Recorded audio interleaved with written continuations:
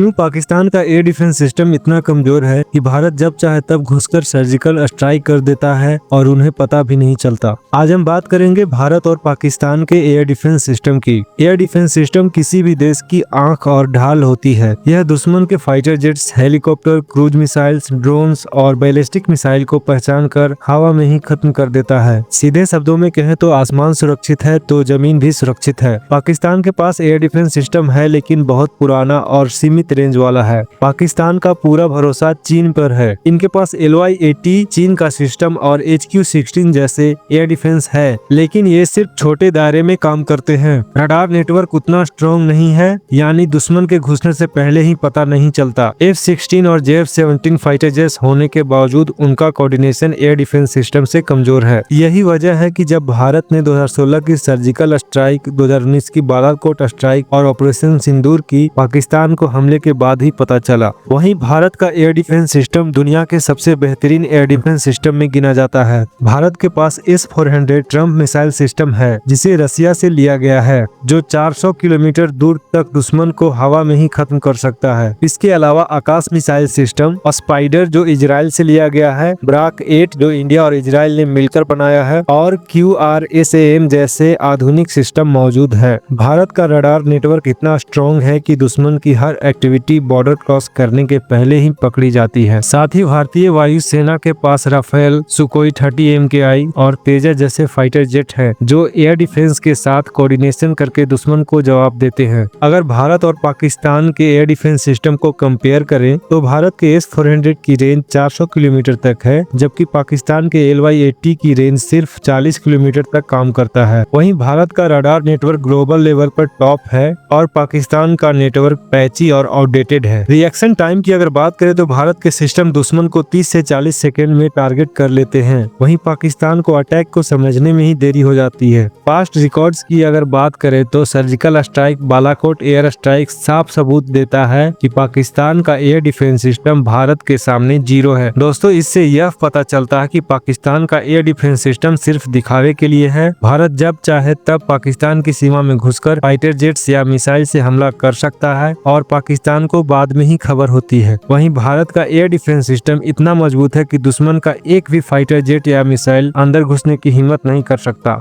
फर्क बस इतना है कि भारत का एयर डिफेंस सिस्टम एक दीवार की तरह है, वहीं पाकिस्तान का एयर डिफेंस एक फटे हुए पर्दे की तरह है। दोस्तों, अगले वीडियो में फिर मिलेंगे किसी नए टॉपिक पर। तब तक के लिए जय हिंद।